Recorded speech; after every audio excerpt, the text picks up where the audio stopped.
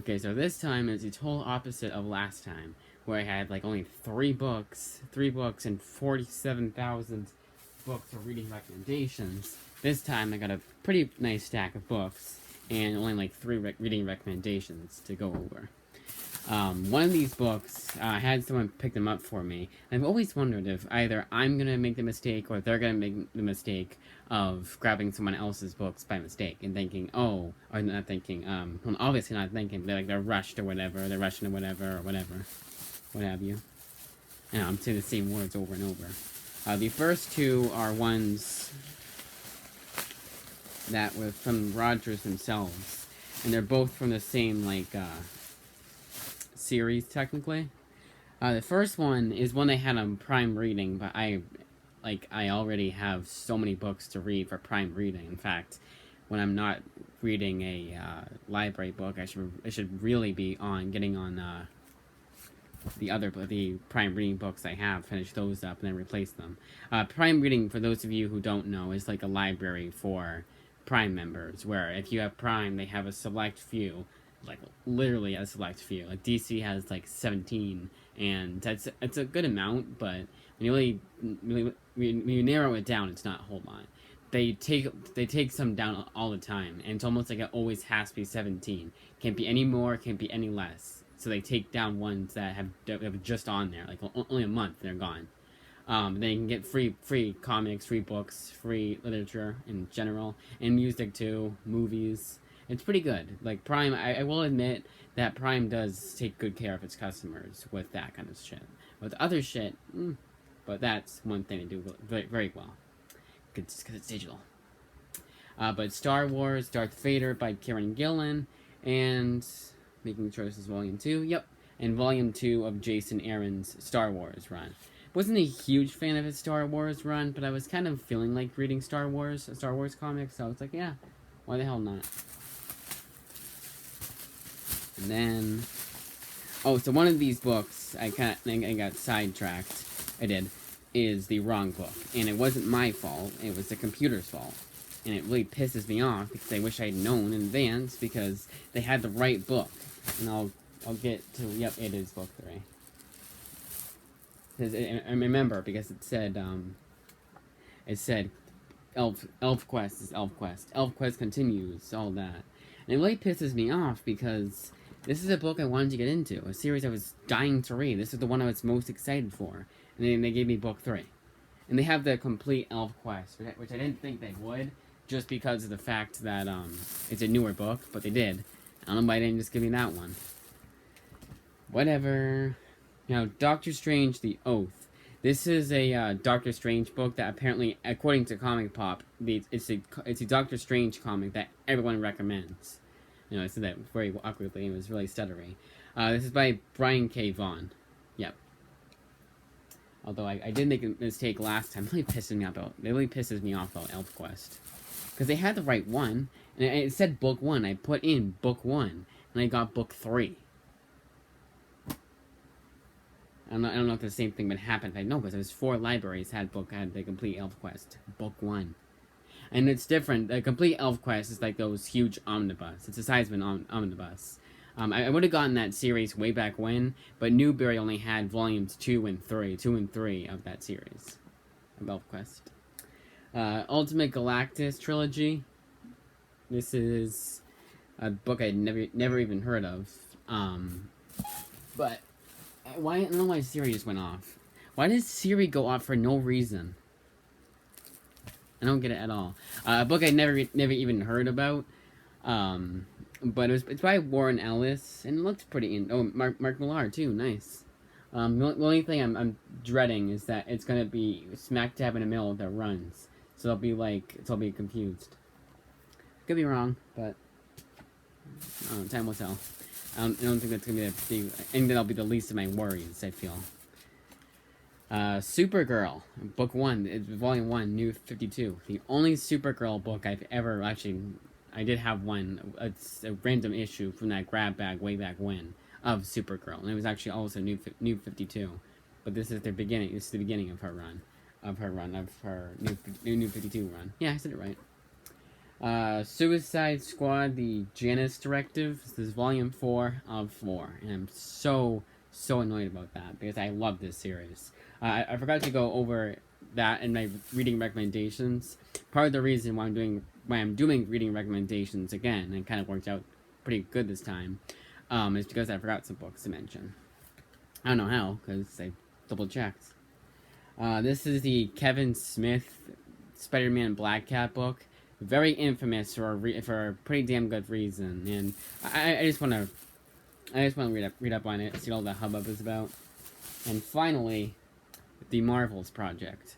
This was a book that's going to be either, I guess, getting a hardcover, I guess it's a soft cover, or a new printing or something. And that was 1 through 8.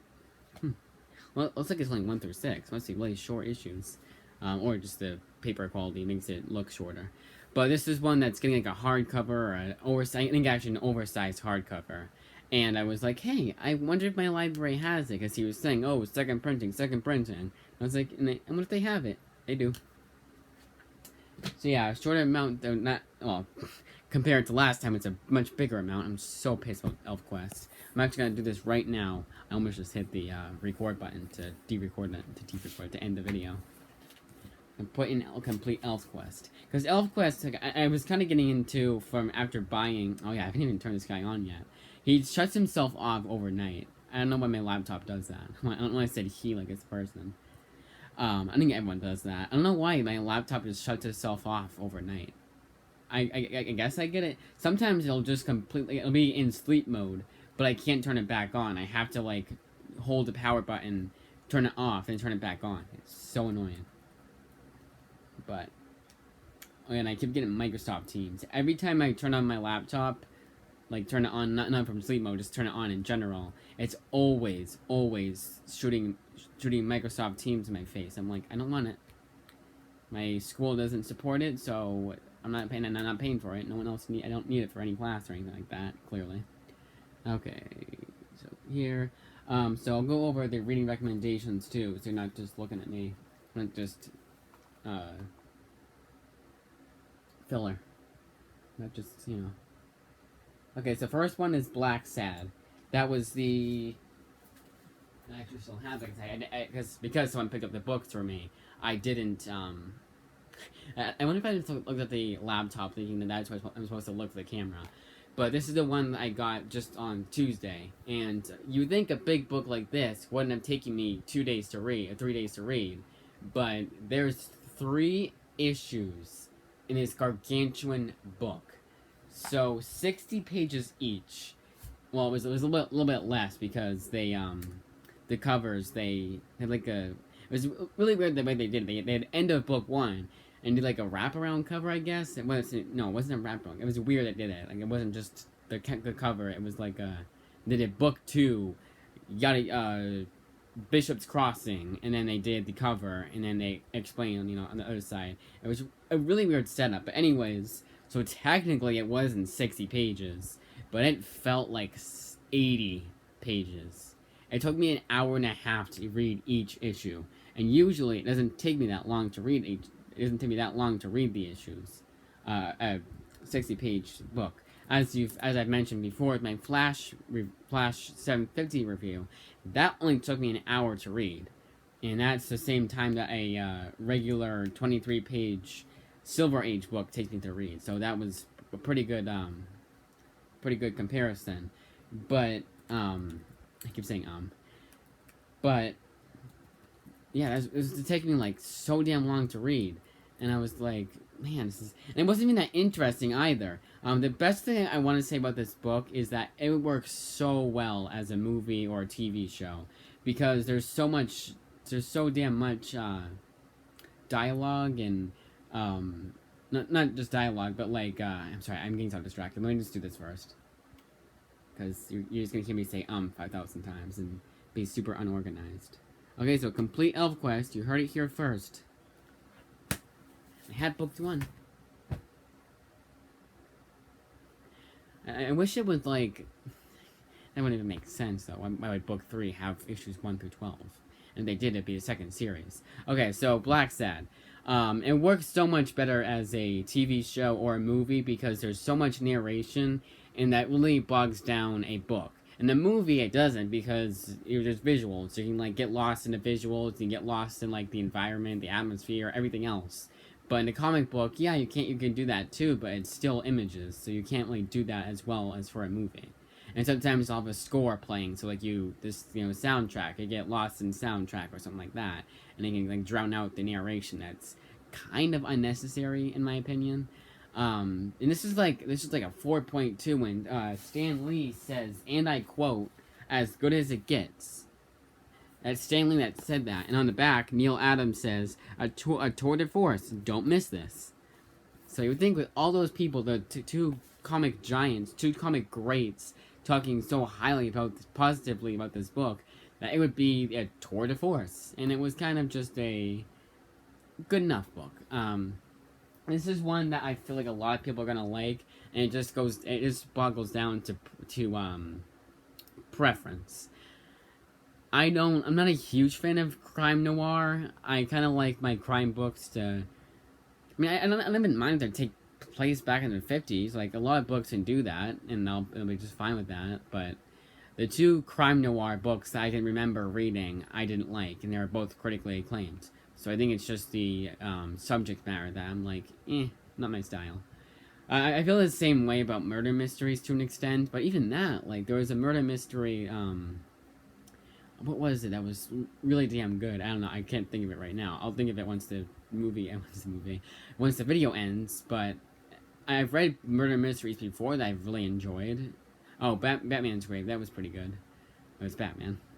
And this one was just like the biggest gripe with me was that it was so damn long. It did not need to be 60 pages. It could have been like 30 to 40 pages. And the only complaint that I feel like people would have is that it could have been a bit longer. So, double-edged sword there. Maybe just make it 6 issues and do 30 pages. And that's a huge nitpick for me because I feel, because of the fact that I'm saying it's so weird, but it was a huge nitpick for me, I feel, because who cares? Like, you just read half of it at like 1 o'clock and then take a break and then read the second half at 2 o'clock. And I very well could have done that, but I like reading all the book in one sitting. And I take some breaks. With this book, it took a bunch of breaks. That's probably why it took me an hour and a half to read. But it's just like, yeah, okay. Bottom line, not my thing, but I still enjoyed it. Like, it wasn't a total slog to get through. The third issue I liked the best. You know, it was the same amount of pages. And if anything, I'd done the math wrong and thought it was 40 pages rather than 60. So I was like, yay, a shorter issue. And I found out that doing the math again on the calculator this time. Well, I did it both times on the calculator, now I remember. So I don't know what happened there. But I was really annoyed to find out it was 60 pages. Suicide Squad Volume 3, Rogues. I love this series. I want an omnibus of this series. I would almost buy a Volume 1 omnibus, even if it just had all of Volumes 1 through 4 in it. I would be that kind of... I would stoop that low just to get a Volume 2, and buying what I can get for free otherwise. Just so that DC can show that, oh, one person bought it. That's the one thing I don't understand about people buying a book, just so they can get, like, the publishers will think, oh, this person, you know, and then they think that publishers will publish a volume 2. Like, what if there's only like 1,000 people that buy it, you know? At least with something like something like a near-mint condition, they have a lot of followers, so they can get that train rolling. And he has Marvel at the back of his, not the back of his hand. He has Marvel, like, on speed dial, basically, so... And actually, it kind of does, almost. And it's not that much of an exaggeration at all, actually. So it's a lot easier for them to be a lot easier for them to get a volume 2 that way than anywhere else, for the most part. Except, I mean, there's other people too, but, like, him especially. So yeah, I would almost consider getting a volume 1, the omnibuses, if that meant that we got the whole series in an omnibus. It would take a lot of omnibuses, because I think, I was looking at, because I had some orphaned issues. I had, like, issue 41, I think that was still John Ostrander. So, he went on for at least 50 issues, I'd say. Maybe even more. And And it was like the best part about that series is that even though it takes place in the 80s, it is very fast paced. A lot of 80s books, they were still, and it's the late 80s, early 90s, they still did not know how to differentiate the dialogue and the action. So either you got way too much dialogue, or not enough action, or that was about it. There was no in between, or any other. I did a very poor job of explaining that. It was a lot of dialogue, is what I'm trying to say. In 80s books, even still. Like, you would think 20 years later, or 40 years later, technically, 40 plus years later, they would know to chop down the dialogue. And they did. If you can compare an 80s book to a 60s book and dialogue-wise, it looked very different. But it was still, like, it would still take you a lot longer to read it than it would for your average comic book today. But Suicide Squad, it was a bunch of action, a lot of splash pages, splash panels, that kind of shit. And it was very fast-paced and in slow-paced when it needs to be slow-paced, too. There was definitely issues where it was a lot slower than your other issues, where it wasn't just all action all the time. They also found time to get in touch with the characters. And the reason why I want an omnibus, an all-in-one omnibus, is because they can't just do one. It'd be a pretty thick omnibus. Maybe they could. It's because there's some issues that people were talking about, and I was like, I only vaguely remember that issue, and it's weird because it's not like it was forgettable or anything like that. I just vaguely remember it. Part of that is because my remembering skills, so to speak, are pretty bad, and my words skills. And then Aquaman omnibus. If I got Jeff Parker's run after Jeff Johns' run, you know that Jeff Johns' run was good enough, was that damn good, and it's just as good as I remember it. I'm not gonna do the never thought I would, the super long, in-depth review of Aquaman, mainly because Gem Mint Collectibles did it in 10 minutes, and even his ran too long. I feel it is just as good as they say it is. I would say to get the omnibus. The omnibus is $75, and it's 700 plus pages, so you get a lot of book for a very cheap price. So $750, you get 1 penny per page. Per page is 1 penny. That's a pretty damn good deal, especially now considering you get like a 500-page book for $75 in hardcover. And it's not technically an omnibus. I feel like they would do that. Probably already have. To be fair, DC's $75 omnibuses are pretty good. Where Marvel's, there's like a 500-page book. Actually, no, it's 400. It's a 400-page book at $75. And yet, that's still a good deal for Marvel because there's a 400-page book and it's 400 pages even for $100. Just because it's an omnibus, they charge you $100 for a 400-page hardcover. That's it. That was all the books. Aquaman was just as good as I remember it, if not better. And that it reignited my my love for Jeff Johns again. No, I wasn't. No, I'm trying to say like it made it so I was like I made the decision to get all 3 Green Lantern omnibuses. The second and third. Of Green Lantern omnibuses all in one sitting. You know, I haven't even read much of it yet. It made that decision all the more better, is what I was trying to say. And it's 18 minutes. Alright, that's it.